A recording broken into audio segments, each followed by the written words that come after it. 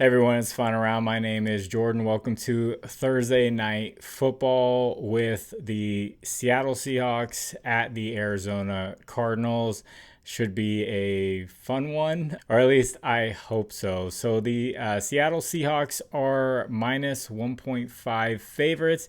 They have a lot of the money going their way, 78% of the bets going their way, and around the same amount of money going their way as well. So if you want to fade the public and go with the home team where not many people are putting much money on, you could go with them. But the Seahawks did beat the Cardinals twice last year when they had Geno Smith. And the Seahawks are looking pretty good this year with Sam Darnold.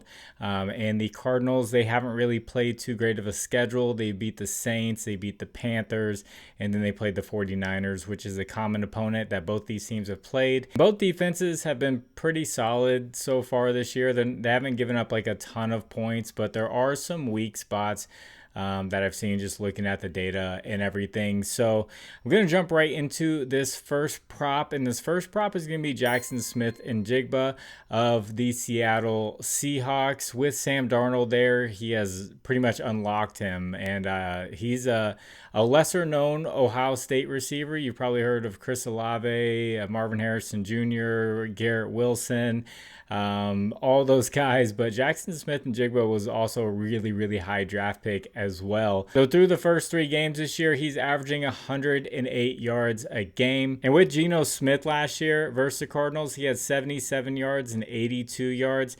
So this line looks pretty sharp when you take a look at the history there. But with Sam Darnold, I do think we're getting a passing upgrade, obviously, with his receiving so far this year. So I do like where this line is at. And with Outlier, I can take a look at all the other receivers and what their lines were and if they hit their lines versus the Cardinals defense. And you can see on there, it looks like 2 out of every 3 receivers on all 3 teams they faced this year went over their receiving line. And that helps with the Cardinals giving up the 6th most receiving yards to wide receivers so far this season.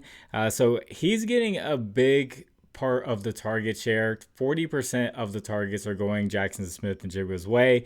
That's double of Cooper Kupp. So with Cooper Kupp, I mean, you can't put all the attention on Jaxon Smith-Njigba because then you have Cooper Kupp you have to worry about who can tear you apart. The defenses still have to respect the other receiver. So it's kind of a pick your poison type of deal, or you know, they're not even picking. It's just been Jaxon Smith-Njigba and Sam Darnold just locking up for some big plays. So really like this play. And then if you guys could, please like the video. If you haven't, please subscribe to the channel. If you have a little bit of extra time, could leave a comment for the algorithm. You can just say anything that helps get the video out there for more people to see.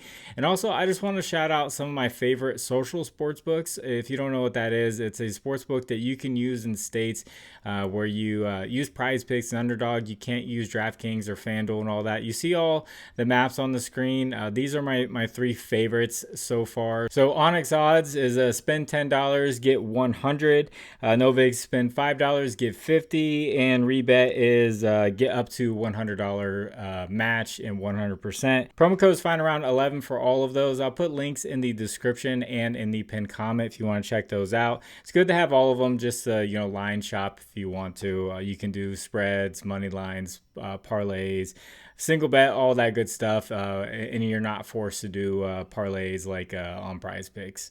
And then on the other side of things for this game, a Cardinals player that I really like is going to be Trey McBride, over 59.5 receiving yards. So Seattle, they've been really good against the pass so far this year, but their weak spot has been the tight end position. They're giving up the 8th most receiving yards to tight end so far this year. And McBride's hit this line in 2 out of 3 games. He has been getting pretty close to it, but I really like his history here versus the Seahawks defense. So last year he averaged 102 yards a game versus the Seahawks.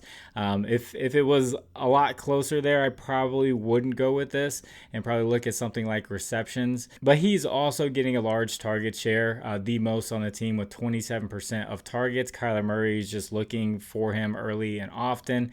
And Marvin Harrison Jr. has been struggling a little bit. I saw one awful drop when I was looking at the highlights where he was wide open, and I don't know what's wrong right now with him. and his lines are pretty low. So if you're looking for like a bounce back type of spot or like a he's due type of spot, I normally don't like to do a he's due type of play just because the guy's been playing bad. I normally like to use statistical analysis to back up a play, and I would use a he's due or a breakout performance if the matchup was good.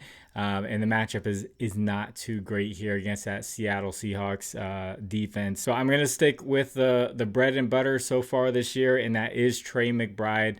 Over 59.5 receiving yards. And just in case you want to go with something a little safer, I did this with WNBA a lot this year. I took some of the plays that I liked and just knocked them down a little bit and put them into a parlay near even money. So this came out at minus 119. If you want to go with Smith-Njigba at 60 receiving yards and then McBride at 50 receiving yards, this looks like a solid way to just kind of knock them down and make it a little bit safer if you want to go that route. But I do think these are still fine as single bets.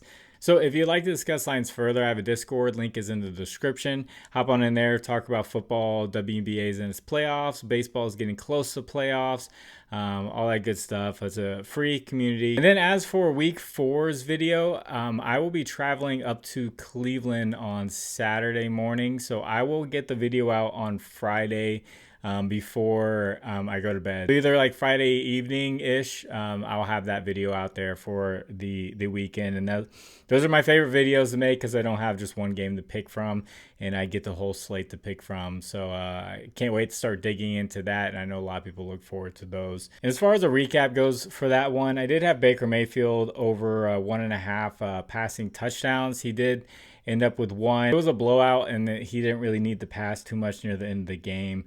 But he did hit the Baker bonus play, the rushing yards over 10 plus rushing yards for plus 100.